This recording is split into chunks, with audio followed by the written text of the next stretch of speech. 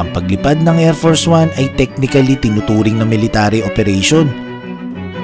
Ang pagsakay at paglipad ng presidente ng United States sa Air Force One ay itinuturing na full-fledged military operation.